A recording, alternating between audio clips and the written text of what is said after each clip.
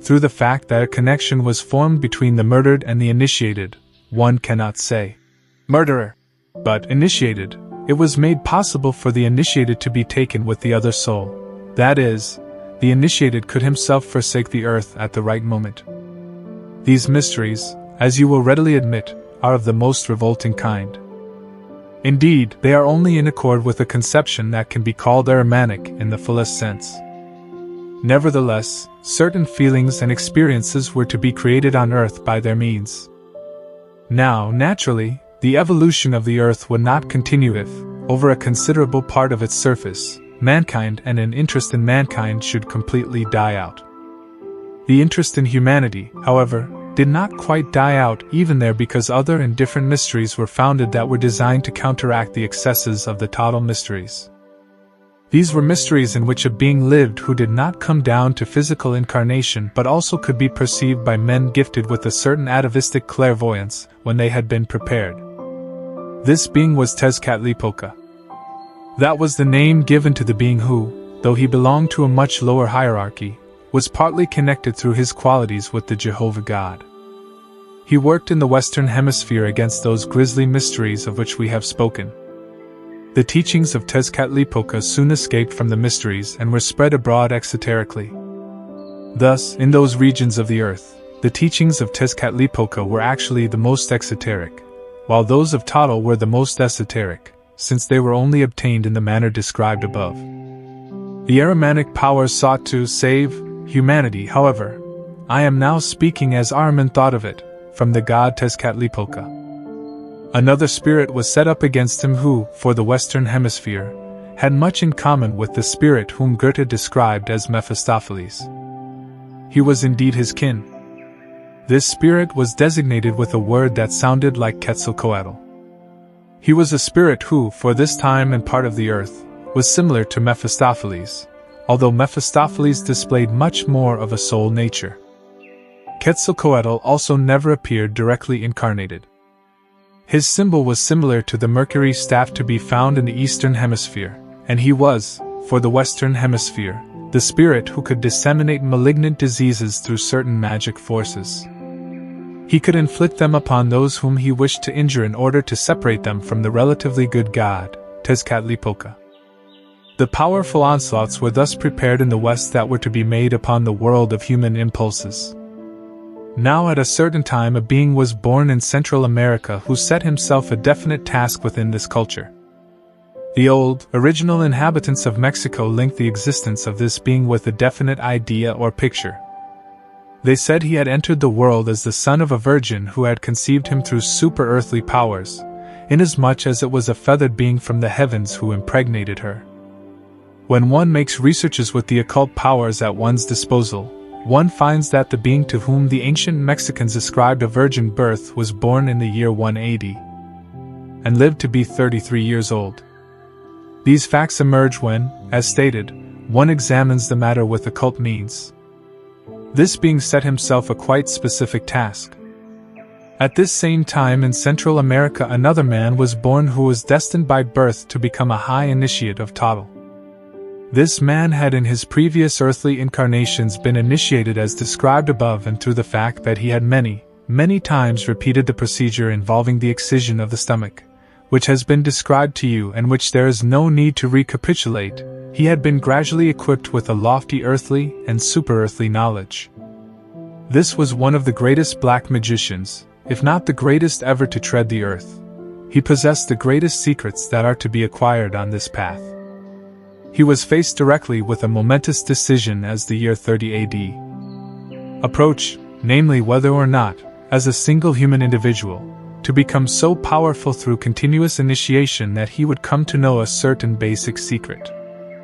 Through knowledge of this secret he would have then been able to give such a shock and impetus to the coming evolution of man on earth that humanity in the 4th and 5th post-Atlantean epochs would have been thrown into terrible darkness, with the result that what the Ahrimanic powers had striven for in these epochs could have come into existence. Then a conflict began between this super-magician and the being to whom a virgin birth was ascribed, and one finds from one's research that it lasted for 3 years. The being of the virgin birth bore a name that, when we try to transpose it into our speech, approximates Huitzilopochtli.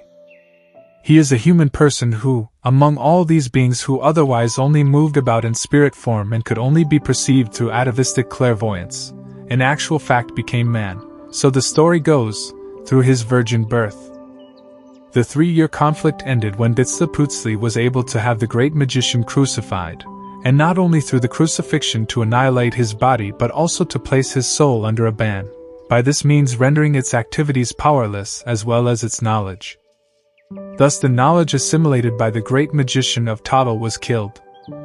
In this way Huitzilopochtli was able to win again for earthly life all those souls who, as indicated, had already received the urge to follow Lucifer and leave the earth.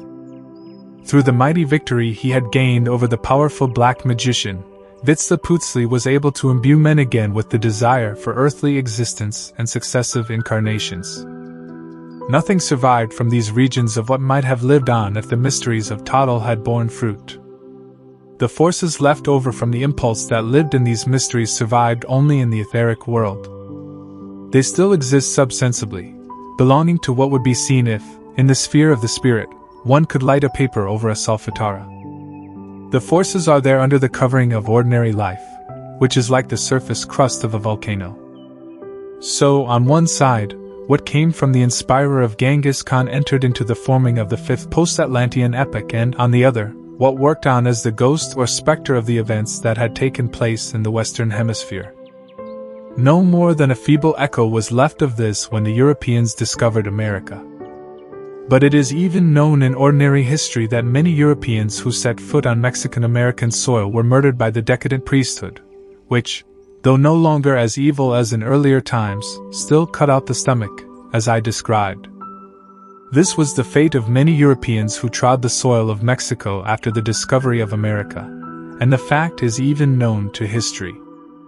In Huitzilopochtli these people revered a sun being who was born of a virgin, as I have said. When one investigates it occultly, one finds that he was the unknown contemporary in the Western Hemisphere of the mystery of Golgotha. One can, indeed, also describe these things superficially as modern people like to do to avoid giving pain. If, however, one desires real knowledge, the one must cast a fleeting glance upon these concrete facts of the past, as we have done today.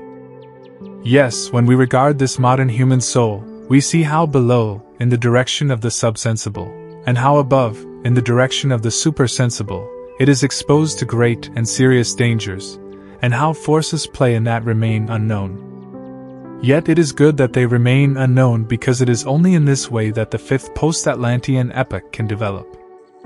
The veil must be lifted now so that consciousness may be added to what still remains unconsciousness, because enough time has passed since America has been discovered. Otherwise, if consciousness did not gradually enter, these forces would become paramount, and the relatively beneficent conditions of the time of unconsciousness would turn around and become the curse of humanity. After all, many things, which in the way they have made their appearance have proved a benefit, bear the inherent tendency to become a curse to mankind. I wish to indicate to you by means of this description the sort of things that are surging and seething beneath the surface.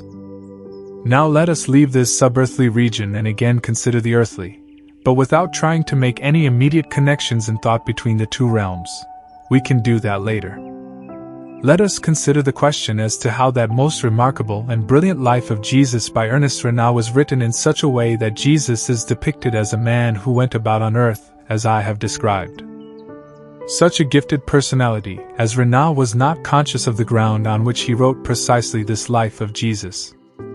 Such a work was written out of quite definite impulses, but they remain in the unconscious. The impulses out of which this book was written can be considered collectively as one fundamental impulse or instinct that so far has produced only what is good, within certain limits, relatively good, because it is an excellent work of its kind. Many other things have been done out of this same instinct. I have only chosen this one example in the sphere of knowledge, but one could also choose examples from life. Here, however, one would come into spheres where people are easily irritated.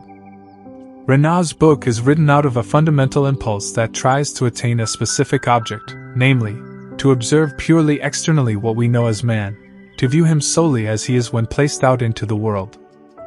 I have chosen this example of the life of Jesus because, actuated by this instinct, Renan here approaches the most sacred personality of humanity, and describes him in such a way that he stands before us only as outer personality. Should it go on increasing indefinitely, where would this natural impulse eventually lead us? It would lead to a point where men would no longer be inclined to look into their own souls when they observe the world. Renan has gone so far that he no longer trusts himself to look into his own inner self when he speaks of Christ Jesus. He speaks only of the historic figure and endeavors to perceive him externally. This comes from the instinct to lose oneself gradually in mankind and so come to see each person in the world only outwardly, no longer responding to what is reflected into one's soul from another human being. Here, the natural impulse of primal phenomenon perception is carried to an extreme. The outer world is to be perceived without stirring the inner life in any way. The one-sided perfecting of this impulse aims at a human society in which people only see each other externally when they meet. In many respects, the immediate present shows us how far the impulse has gone because it is already assumed today that people are to be understood less and less from their inner qualities of soul and more purely externally. The false cultivation of the idea of nation, in particular, stamps a man with nationality, an external condition when compared with the inner soul nature. He is then judged in accordance with this nationality, and is thereby molded in life so that he comes to be regarded only as belonging to a certain nation rather than for his own character and qualities. This is one of the forces that does great service to his natural impulse. By these means, earthly humanity would tend to be enclosed increasingly within national boundaries, which would become impassable in the future. Thus, out of this first impulse, the picture of each human being arises as he stands merely externally in the world. Now let us look at the other impulse. It would be such that through it one would consider inner experience only, paying no attention to the external man and perceiving only what can be lived through inwardly, what can be directly felt in the soul. If one makes this impulse a criterion of knowledge regarding the figure of Christ Jesus, then interest in the Jesus figure would naturally decline and would center only on the Christ being. Should this impulse spread, there would be no interest in Jesus as an historical figure, but only in study of the Christ being. It is the opposite of the other impulse, and it, too, is now striving to become general in earthly humanity. Should it succeed, people would pass one another by, each brooding inwardly over himself in a rich life of soul. They would pass each other without even feeling the need to understand the individual character of those around them. Everyone would only desire to live in the home of his own soul, as it were. In the sphere of knowledge, this impulse inspired Soloviev in his treatment of the most sacred being of humanity. He had interest only in the Christ and not for the historical Jesus. You see the two extremes toward which modern man is tending.